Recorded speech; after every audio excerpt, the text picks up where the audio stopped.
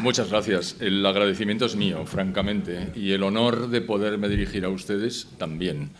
Da gusto ver la sala llena y realmente es para mí un honor poder hablar durante 3/4 de hora sobre un tema tan interesante como el que tenemos previsto, cuyo título es El cambio climático, Objetivo 2030. Con lo cual hay dos elementos. Aquí tenemos que hablar del cambio climático y del objetivo 2030. Parece lógico. Así es que es lo que vamos a hacer, hablar un poco del cambio climático, que parece que está un poco a trasmano en una conferencia como la de hoy, pero no lo está. Y después nos metemos a fondo, no tan a fondo como mi antecesor, que ha dado una visión de conjunto magnífica de lo que supone los Objetivos de Desarrollo Sostenible, que es el nombre técnico que recibe la Agenda 2030. Ya saben ustedes que la anterior se llamó Objetivos de Desarrollo del Milenio. En Naciones Unidas están siempre con los Objetivos de Desarrollo. Y luego hablaremos, pero el fiasco del anterior ha sido tan terrible que solo espero que el fiasco del actual esté a la altura. ¿Qué se entiende por cambio climático? Pues esto es una tontería. El clima cambia constantemente. Decir cambio climático no tiene ningún sentido real. Lo que pasa es que las instituciones de Naciones Unidas incorporan estos dos elementos, cambio climático, y cambiarlo iba a suponer un problema, sobre todo de transmisión del conocimiento y de propaganda. Pero el cambio climático es que el clima cambia. Pues claro que cambia constantemente, desde que el clima es clima, desde que el mundo es mundo y la Tierra existe. No significa nada, pero para los que lo utilizan con mala intención, el cambio climático sería un fenómeno nuevo que nunca habría tenido existencia. Además, antropogénico, que esa es una palabra muy divertida, es decir, generada por el hombre y, por supuesto, letal. Es decir, nos vamos a morir todos. Parecen ignorar que nos vamos a morir todos, pero bueno, en cualquier caso, pues así es. Así es que no vale ya ni disrupción climática, ni el clima en ebullición. Antonio Guterres, el secretario general de Naciones Unidas, es muy imaginativo y ocurrente. Eso de llamar caos climático y ebullición a un día como el de hoy, verdaderamente he hecho trampa. Esto no es el clima, esto es el tiempo atmosférico. El clima es a mucho más largo plazo, pero es que es completamente absurdo. En fin, va a prevalecer el conjunto vacío que se llama cambio climático. ¿Y cómo es que digo que el clima cambia constantemente? Pues será porque cambia constantemente. Por ejemplo, Baja Edad Media, entre los siglos VIII y XIV. Hubo un periodo de grave calentamiento, tan grave que la población de Europa se multiplicó por 3, tan grave que toda Escandinavia era cultivable. Los que conozcan Escandinavia se darán cuenta de lo que eso significa. Y tan grave que hay una isla gigantesca en el norte que se llama Groenlandia, que significa tierra verde. ¿Por qué? Porque era verde, por ese calorcillo. Pero luego llegó un decaimiento de las temperaturas fuerte, al que se llamó la pequeña edad de hielo, y que tuvo lugar entre los siglos XV y XIX aproximadamente. El descenso de temperaturas que se inició con brusquedad provocó que las vides de Inglaterra, los viñedos, desaparecieran, que bajara el paralelo de producción de cereales, que los glaciares aumentaran en tamaño y que los ríos centroeuropeos, incluso el Támesis, se congelaran con relativa frecuencia. Y en 1850 empiezan a subir las temperaturas. ¿Y por qué insisto en 1850? Porque los calentólogos cogen esa fecha, la de que empiezan a subir las temperaturas, para decir, ¿veis? El ser humano está, con su actividad industrial y agraria, están calentando el clima de la Tierra a través de las emisiones de CO2. Pero lo que pasó es que, tal y como había habido una subida de temperatura en el Imperio Romano, en primer lugar, en segundo lugar, en la Edad Media, y en tercer lugar, a partir de 1850, estos son movimientos naturales del clima. El clima cambia.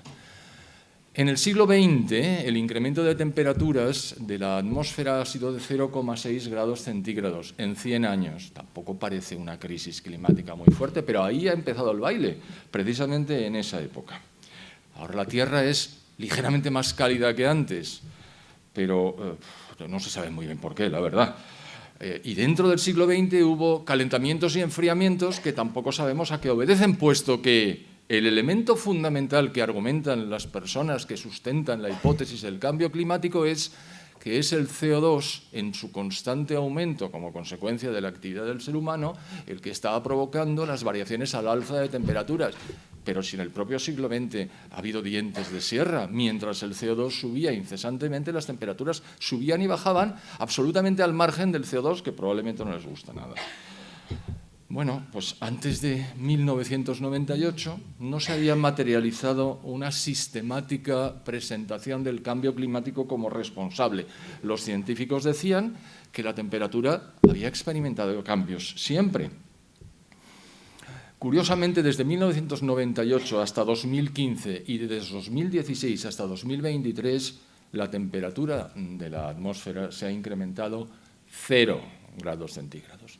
Y ya les digo yo que el crecimiento del CO2 se ha mantenido con los ritmos habituales. Es decir, esta correlación, más aún, esta causación que esta gente quiere imponernos, es decir, como el CO2 está calentando la atmósfera, reduzcamos el CO2, no para todos, ya lo veremos luego, reduzcamos el CO2, es algo que es del todo insostenible y no refleja la realidad. He dejado un hueco entre 2015 y 2017. ¿Qué pasó? Que vino el Niño. ¿Y quién es el Niño? Pues el antagonista de la niña. ¿Y quién es el Niño? Bueno, es el responsable del calentamiento de las capas superiores del agua en el Pacífico Oriental. No está teniendo lugar ningún calentamiento global ni peligroso, ni pacífico, ni nada. Y aunque no lo tengo escrito, aprovecho para decirles que si hay algo peligroso es el enfriamiento. El enfriamiento acabaría con todos nosotros con mucha facilidad. Ayer, que estaba haciendo una presentación en la radio, estuve comentando que se ha establecido, y nadie lo discute, que la gente en todo el mundo muere 10 veces más por frío que por calor. Y eso no se discute porque es exactamente así, es un hecho. Y entonces la persona que me estaba entrevistando dice, perdona, acaba de salir un dato nuevo, no son 10 veces, son 20 veces más. Es decir, la gente se muere de frío. Difícilmente se muere de calor, pero eso sí, en los medios de comunicación de masas verán constantemente el golpe de calor acabó con Periquito que estaba trabajando en el exterior cuando la temperatura... Y es verdad, hay que protegerse, el golpe de calor es peligroso, pero eso no tiene nada que ver con el clima, solo faltaba. ¿Dónde empieza todo esto? En el efecto invernadero. ¿Qué es el efecto invernadero? El que nos da la vida. Si no hubiera en la Tierra efecto invernadero, que está inducido por los gases de efecto invernadero, la temperatura media sería de 17 bajo cero. A 17 grados bajo cero no habría vida.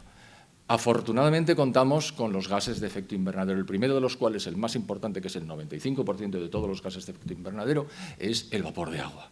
Y en segundo lugar, el CO2. El vapor de agua es el 95% de la totalidad de los gases, luego está el CO2 con 3,7 y luego está, esto lo ha mencionado don Alberto Bárcenas al hablar de las vacas, el metano, el óxido nitroso, los clorofluorocarbonos, pero son no trazas, pero casi testimoniales. Pero, en un momento dado, tres norteamericanos científicos, publicaron en Nature, que es una revista científica, en 1998, un artículo que se conoce como el palo de hockey. Y lo que hicieron fue decir, miren ustedes, desde el año 1000 hasta el año 1850 la temperatura no se ha movido. Eso es completamente falso, pero lo dijeron. Pero luego crece vertiginosamente como consecuencia de la revolución industrial. Ergo, hay una correlación entre CO2 y temperaturas. Más allá todavía, hay una causación. El CO2 provoca el incremento de temperaturas, como en el efecto invernadero. Efectivamente, el efecto invernadero es que llegan las emisiones de onda corta de los rayos solares, golpean la Tierra y cuando van a salir, los gases de efecto invernadero, cual mantita o edredón, impiden que salga la totalidad de ellos y nos mantienen a esa temperatura tan estupenda que es de 14 grados de media en la Tierra, que permite la vida, no solo permite la vida, si somos ya más de 8.000 millones, vaya exitazo, algunos quieren acabar con él. Bueno, entonces, el palo de hockey es falso como un duro de madera. Ahora hablaremos del IPCC. El IPCC es un organismo que luego mencionaré, pero que en su tercer informe, hace informes cada 5 o 6 años aproximadamente, presentó el palo de hockey como diciendo, ven ustedes, el ser humano es el culpable. Les duró 5 años. En el cuarto informe retiraron el palo de hockey por tramposo. Hasta el IPCC, que es el epítome de la trampa organizada por Naciones Unidas, ha retirado el palo de hockey por falso. Casi no voy a profundizar. Pero ¿y el CO2? El CO2 está aquí. Ustedes lo saben. Bueno, perdonen, el CO2 está aquí. La concentración de CO2 en la atmósfera es de 424 partes por millón. Aquí hay entre 2.000 y 3.000, y si seguimos con la puerta cerrada, 4.000. ¿Algún problema? Ninguno. ¿Saben cuál es la concentración del CO2 en nuestros pulmones? 40.000 partes por millón. Así es que no les metan miedo con el CO2, que daño no les va a hacer. No va a hacer daño, pero va a subir la temperatura. No, pues la temperatura no hay correlación entre incremento de CO2 e incremento de temperaturas. Lástima que no tengo aquí el PowerPoint donde aparecen los gráficos que son definitivos, pero bueno, no tiene mayor importancia. Bueno, por cierto, el propio IPCC, en su tercer informe, famoso tercer informe, donde apareció el palo de hockey, también decía cuál era el porcentaje de CO2 antropogénico que estaba dentro de la totalidad del CO2, que a su vez es el 3,7 de los gases de efecto invernadero. ¿Y qué dijo el IPCC? Aquí lo veo. Porcentaje natural del dióxido de carbono, 97,1%. Porcentaje antropogénico, 2,9%. Pero es el humano el que está calentando la temperatura, el natural no. ¿Qué pasa? ¿Que son distintos? No, las moléculas son las mismas. Y entonces, ¿cómo pretende usted que yo me crea esto? Es muy fácil. También ha desaparecido ese cuadro de los registros del IPCC. Bien, así es que queda claro y que debe quedar muy claro que no hay ninguna correlación entre CO2 e incremento de temperaturas. Lo que sí es un elemento fundamental y decisivo es precisamente el vapor de agua, es decir, el 90% de los gases de efecto invernadero. Y además el forzamiento del vapor de agua es mayor, este palabra lo explico ahora, mayor que el del CO2. ¿Qué es el forzamiento? La capacidad de calentar que tiene una molécula de agua en comparación con una molécula de CO2. ¿Cuál es la que más, de todos los gases de efecto invernadero, cuál es el gas que más forzamiento tiene? El óxido nitroso. ¿Y cómo lo sabe usted? Digo, bueno, ese es el gas de la risa, es decir, que se utiliza a veces para hacer contra su voluntad reír a la gente, pero sobre todo es el que impele los cohetes que se lanzan a la atmósfera. Es una enorme capacidad de calentamiento la que tiene y por eso lo utilizan. Bueno, y si esto no hay por dónde cogerlo, y si es una mentira enorme, ¿por qué ha tenido éxito? ¿Por qué ha colado? Es decir, ¿por qué la gente piensa que efectivamente estas emisiones de CO2 que estamos realizando, no todo el mundo evidentemente, pero ¿por qué es tan predominante? Pues por varias razones. La primera es porque es muy sencillo, todo el mundo entiende que es un invernadero. Un invernadero es una cosa de cristal donde se pone, entra el sol, se mantiene la temperatura interior y las plantas crecen, y crecen mucho mejor que fuera. ¿De cuándo acá los holandeses iban a producir tomates con el clima que tienen si no fuera por los invernaderos que utilizan? Es más, ¿qué introducen en los invernaderos para que los tomates crezcan mejor? CO2. ¿Por qué? Porque el CO2 es el elixir de la vida. Sin el CO2 estábamos todos muertos.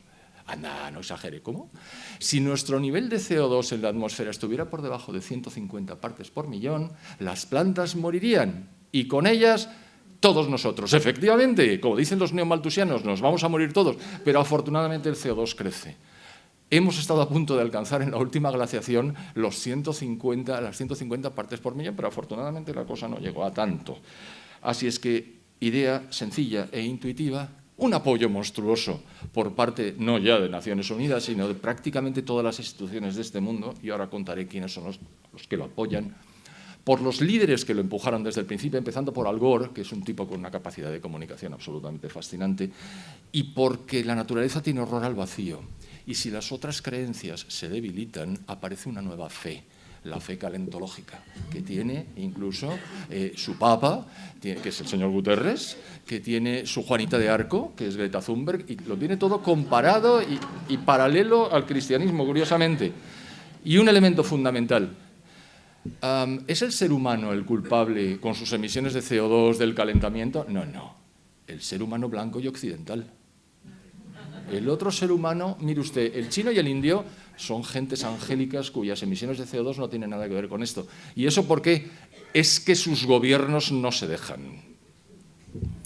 Está teniendo lugar la 28ª sesión de la Conference of the Parties. Todos decimos la COP, porque utilizamos el acrónimo inglés, en un sitio tan fantástico y tan poco emisor de gases de efecto invernadero a la atmósfera como Dubái, donde hay 70.000 personas disfrutando de los hoteles gratis y de la comida de primer nivel. No son hormigas, es carne y es pescado, no, ellos comen bien.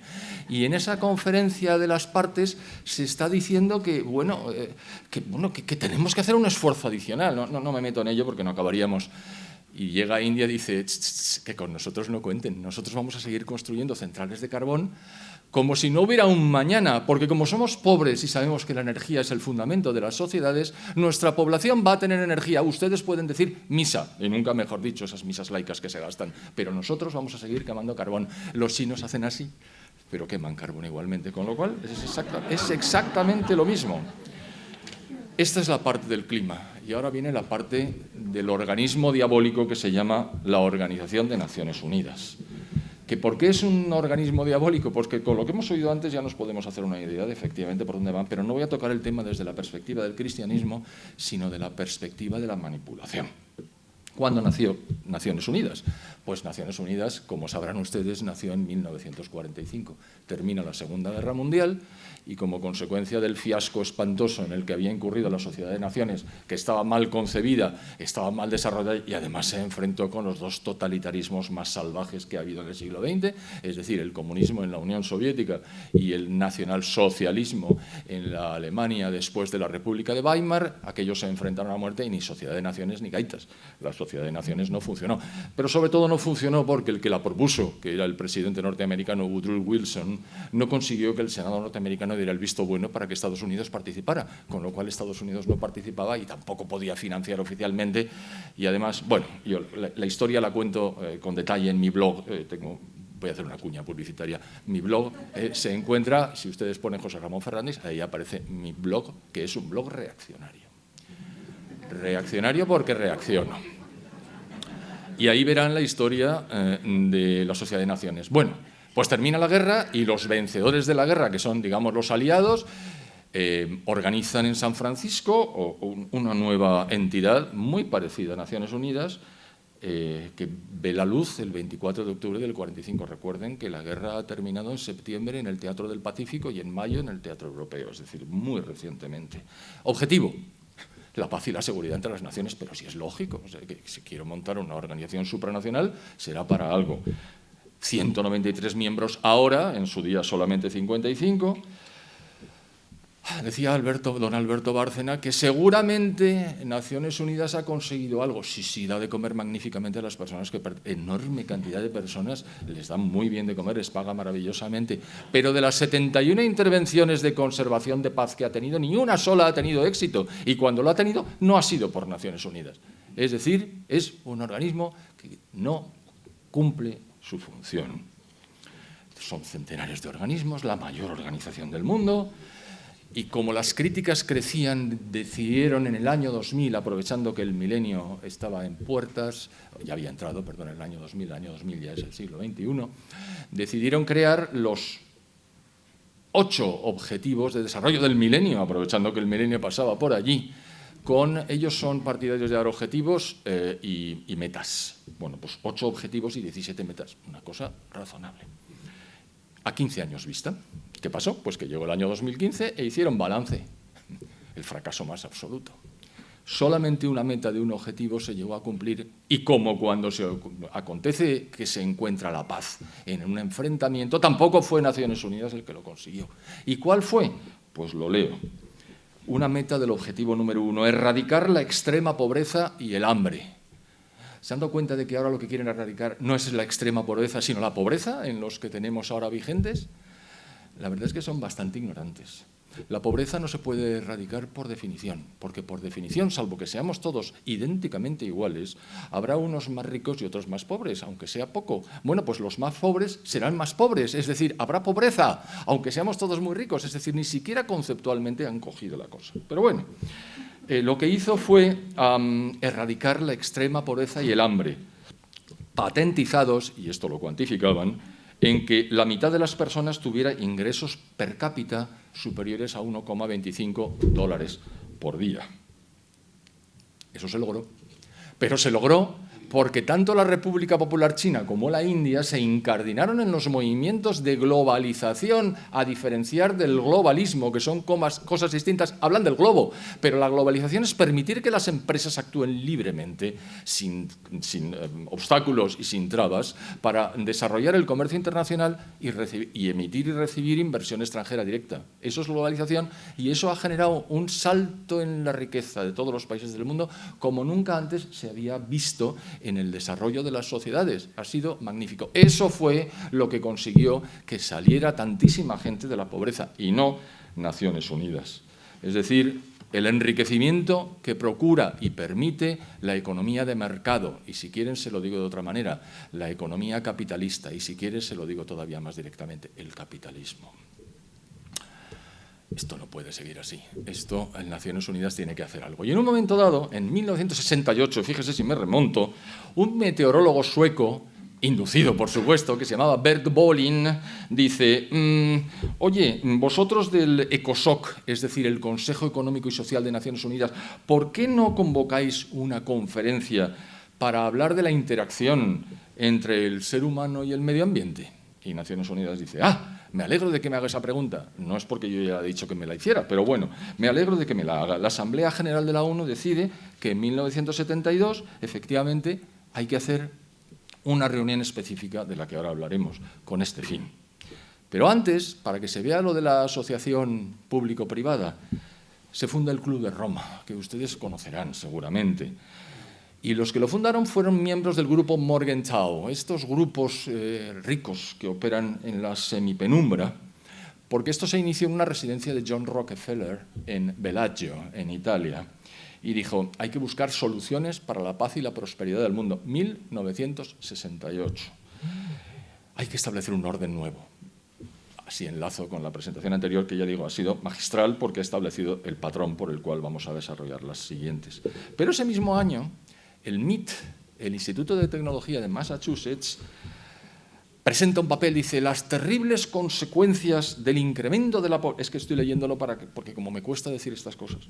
Las terribles consecuencias del incremento de población en el mundo, la reducción de la producción agraria, cuando jamás se había incrementado tanto, es una cosa.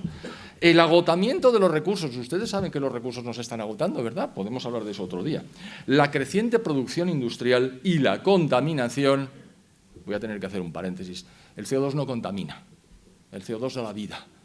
El CO2 está aquí. ¿Cómo va a contaminarnos si lo tenemos dentro? Nos hubiera matado. O sea que cuando la gente dice el CO2, la emisión contaminante del CO2, no, mire usted, el CO2 no contamina nada.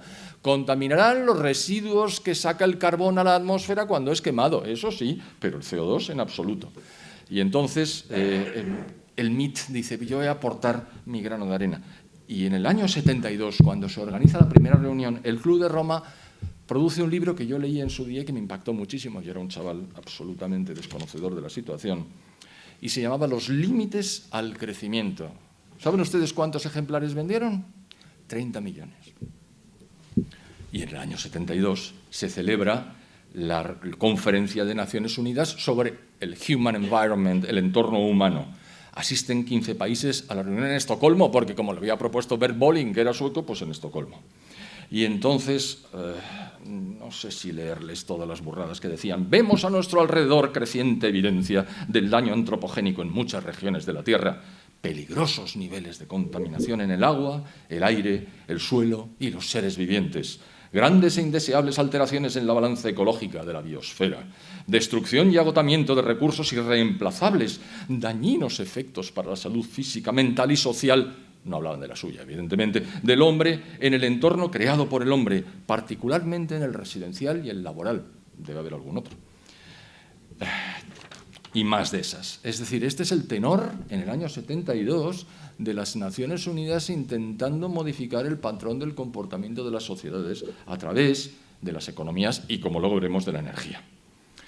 Así que la Conferencia de Estocolmo estableció en 1972 el medio ambiente como parte de la Agenda de Desarrollo Internacional. De esto hace 50 años, es decir, la cosa viene de antiguo, y creó el United Nations Environment Programme, el UNEP, que luego veremos, que se funda en Nairobi y allí sigue.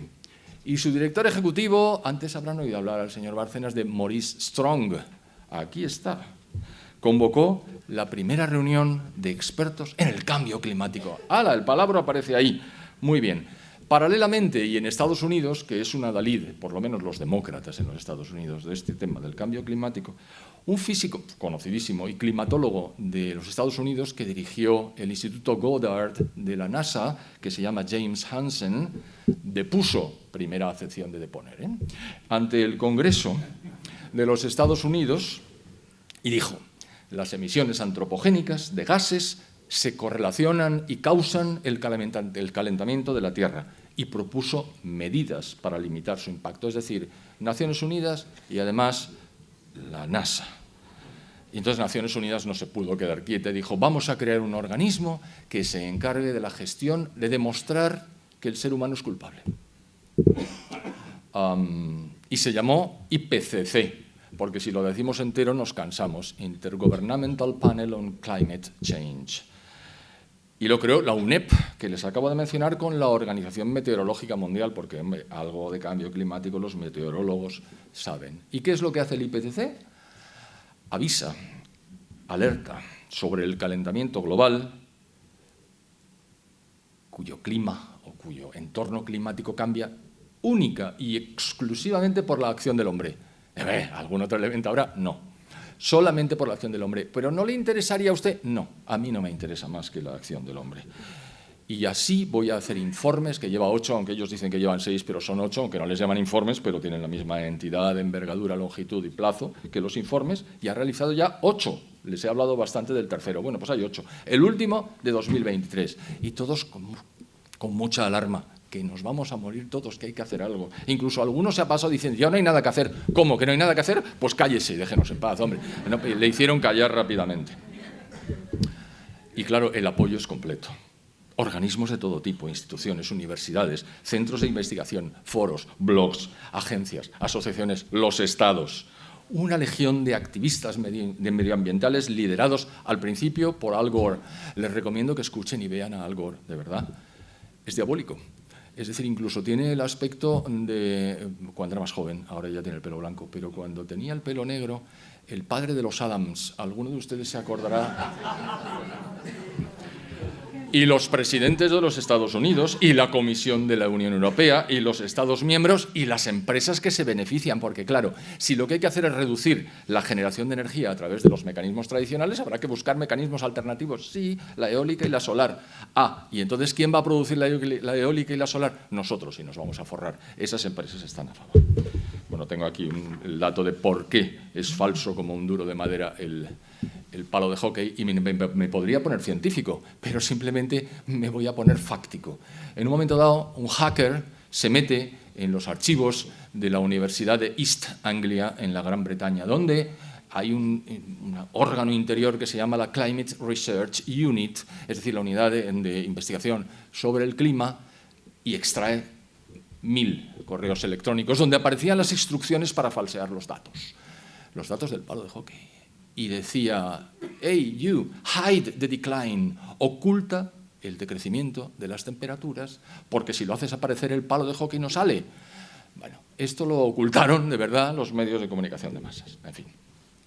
Pero ellos mismos reconocen que es falso, lo que pasa es que no lo hacen públicamente. En 1991, el Club de Roma produce un informe en el que dice, entre otras cosas, el objetivo es diseñar una estrategia. Esto está todo entrecomillado, esto hay textos, es decir, está en las actas, aquí no hay trampa ni cartón. Diseñar una estrategia para movilizar a los gobiernos en favor de la seguridad medioambiental y la energía limpia para transformar el mundo, átense los machos que hablo, de una economía militar en una civil, 1991, justo cuando cae la Unión Soviética, dicen que ahora la economía es militar. Mire usted por dónde. Deteniendo el calentamiento global y resolviendo el problema de la energía. El problema de la energía. No hay ningún problema de la energía. La energía se crea y se utiliza. ¿Cuál era el problema? No había, pero ellos la ponen así. Enfrentando la pobreza del mundo y las disparidades entre los hemisferios norte y sur. ¿Y esto qué tiene que ver con el calentamiento? Bueno, pues que es que la idea no es minimizar un calentamiento que no existe. La idea es terminar con las disparidades entre los hemisferios norte y sur. Luego sería también el enfrentamiento este-oeste, pero lo que dicen, entre comillas, es esto. Y dice después, parecería como si los seres humanos necesitaran una motivación, un adversario común para organizarse y actuar juntos. Hay que encontrar tal motivación para unir a las naciones divididas frente a un enemigo exterior. Y esto lo he puesto en negrita, sea real o inventado. Esto está en las actas.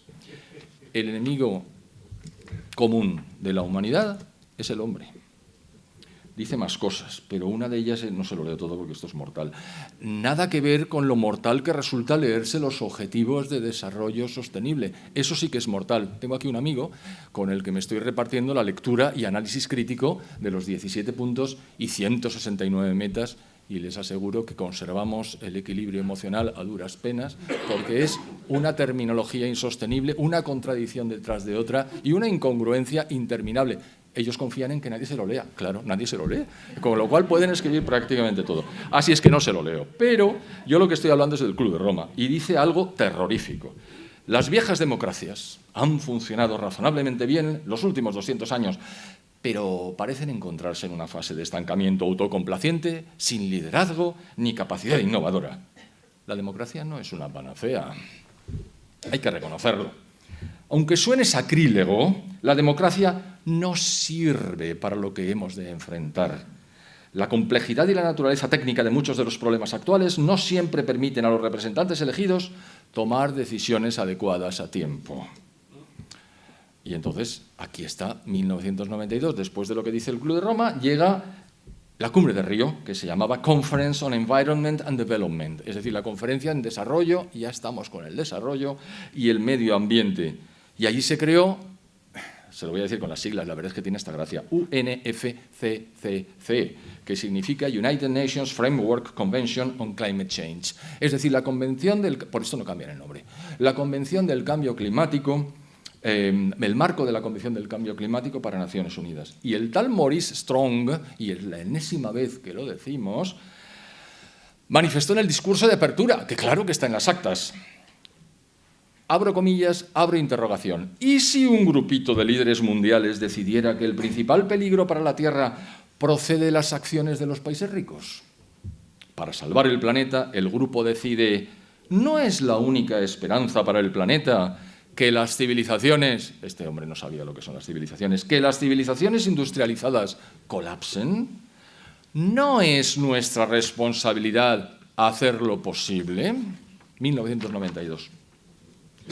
Año 2000, la ONU lanza la Estrategia de Objetivos de Desarrollo del Milenio, que no tiene nada que ver con la búsqueda y obtención y logro de la paz entre las naciones, que es su objetivo primigenio. Pero como ahí no consigue nada, no rasca y además tiene que continuar creciendo, dice, pues vamos a hacer los objetivos. Y esto tiene un predicamento tremendo.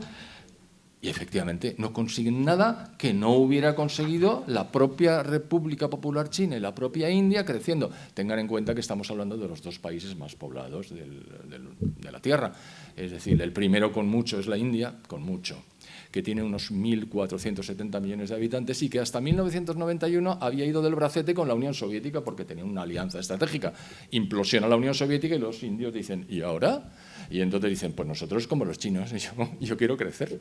Lo de los chinos fue muy anterior y fue Deng Xiaoping que se dio cuenta de que hay dos procedimientos para incrementar la renta per cápita. Ustedes lo saben, incrementa la renta o reducen las cápitas. Mao Zedong optó por la segunda, redujo las cápitas de varias formas, una de ellas acabando con ella y otra con el objetivo del hijo único que China está pagando en este momento. Ellos dicen que son 1.430 millones de habitantes, pero saben que no es así. Hay 200 millones menos. Bueno, estas son las consecuencias. Ya lo reconocerán los chinos. Entre una cosa y otra pasa mucho tiempo. Por ejemplo, hay una anécdota de Henry Kissinger, recentísimamente fallecido, cuando habla con Deng Xiaoping y le hace una pregunta que pone de relieve la mentalidad china. Le dice, oiga, ¿usted qué opina de los efectos sobre el mundo entero de la Revolución Francesa? Y le mira así Deng Xiaoping y le dice, perdone, pero es un acontecimiento demasiado reciente como para que yo pueda manifestarme al respecto. Es decir, los chinos tienen una mentalidad diferente, pero lo tienen todo absolutamente claro y se ríen muchísimo, pero muchísimo de nosotros, no se pueden imaginar. Ya estamos terminando lo de las Naciones Unidas, me quedan 10 minuticos. Hay un tal Ottmar Edenhofer, que es un copresidente del Grupo de Trabajo 3 del IPCC y que dijo, comillas, uno debe desprenderse de la ilusión de que la política climática internacional es política medioambiental. Por el contrario, la política del cambio climático trata sobre cómo redistribuimos de facto la riqueza del mundo. Pero como nadie les lee, pues, o nadie se entera, pero lo han dicho, se lo han dicho. La política climática no tiene casi nada que ver con la protección medioambiental. La COP, la Conferencia de las Partes, en Cancún, porque esto en el año 2010 y se celebró en Cancún, ¿se ha dado cuenta de los sitios donde se celebran las COPs? En Cancún. Es una cumbre económica durante la que se negociará la redistribución de los recursos mundiales. ¡Ah! O sea que está claro. Bueno, pero hay una hispanoparlante que se llamaba Cristina Figueres, era hija del presidente de Costa Rica. Ahora se llama Cristiana, debe haber alguna razón, que es la secretaria ejecutiva de la UNFCCC. Y dijo, esta es la primera vez en la historia de la humanidad en la que nos proponemos la tarea de cambiar el modelo de desarrollo económico que ha prevalecido durante los últimos 150 años. Pues, más claro, agua. Bien, pues sigue Naciones Unidas presionando, arbitrando, y de repente dice, bueno, yo he fracasado con los objetivos de desarrollo del milenio, pero ahora saco los objetivos del desarrollo sostenible, que don Alberto Bárcenas les ha contado. Cuando llegue el 2030, espero que todos nosotros estemos aquí en el mismo estado, o parecido, que tenemos ahora, podremos verificar que el fiasco tiene una envergadura similar, aunque la redacción permite interpretar casi cualquier cosa. O sea, en realidad, ahora se han curado en salud y ahora simplemente el lenguaje es absolutamente inaceptable. Pero el objetivo de los ODS o Agenda 2030 es interferir en el reparto de riqueza. Está claro, es un planteamiento absolutamente intervencionista. No ya es que quieren hacer desaparecer los estados y los gobiernos individuales, que también, es que se enfrentan con las poblaciones de los países más avanzados, porque si hay que igualar, ustedes se acordarán del lecho de Procusto. Procusto era un individuo que tenía un posadero en la antigua Grecia, y cuando venía una persona y quería dormir, le decía sí, y entonces tenía un lecho, una cama. El que era más corto que la longitud de la cama le iba estirando hasta que alcanzaba la longitud de la cama, porque quería que todos fueran iguales. Y el que excedía la longitud de la cama, ¿se pueden imaginar lo que le hacía? Pues le cortaba los pies. Bueno, pues Naciones Unidas quiere el lecho de Procusto para todos nosotros. Es decir, nos quiere empobrecer a través de restricciones en el uso de la energía. ¿Qué boda sin la tía Juana?, como diría un comentarista radiofónico muy conocido. Richard Lachman, de los Socialistas Democráticos de América, en 2019 vinculó el cambio climático con la agenda socialista mundial y dijo: el cambio climático es un asunto en torno al cual la gente puede unirse sin fronteras, oponiéndose tanto a fascistas, perdón, es que como se dice así, como a neoliberales. El cambio climático provee un marco en el cual los socialistas pueden unificar las políticas internas e internacionales, lo ideológico y lo práctico, lo personal y lo político, y así sucesivamente. ¿Qué han hecho a lo largo del tiempo para intentar conseguir los objetivos de reducción de temperaturas? Pues primero el Protocolo de Kioto. El Protocolo de Kioto, que es un intento de reducir las temperaturas vía reducción de las emisiones. Bueno, la idea era, si la temperatura hasta el año 2012, esto se arbitró en el 2008, se incrementan 2 grados en un periodo concreto, aspiramos a reducir 0,07 grados centígrados. Pero si se incrementa 1 grado, aspiramos a reducir 0,04. Ni redujeron, ni se cumplieron, ni la gente, los países hicieron caso.